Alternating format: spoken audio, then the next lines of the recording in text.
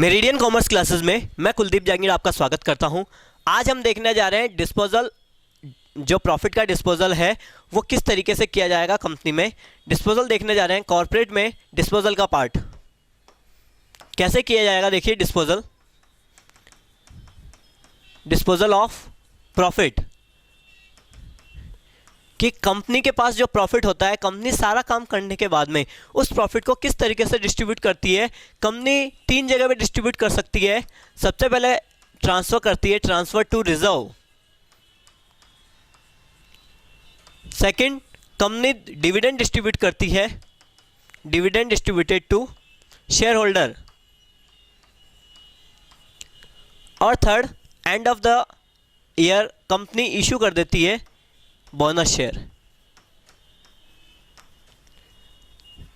ये तीन काम करती है कंपनी प्रॉफिट को डिस्ट्रीब्यूट करने के लिए, डिस्पोज करने के लिए, फाइनली बांटने के लिए।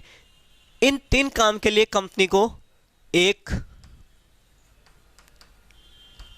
सरप्लस अकाउंट बनाना पड़ता है। और सरप्लस अकाउंट किस तरीके से बनेगा देखिएगा। सरप्लस अकाउंट में बाय बैलेंस बीडी, बाय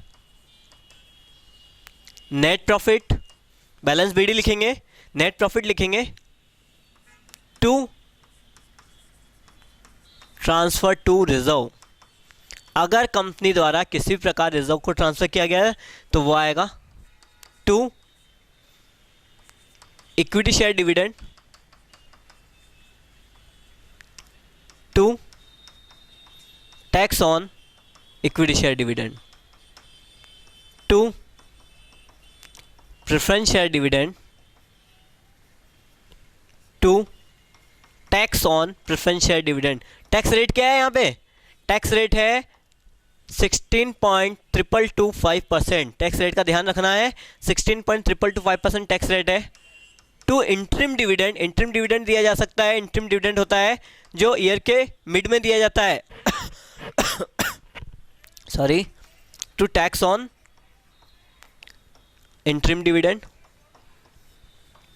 और टू इश्यू ऑफ बोनस।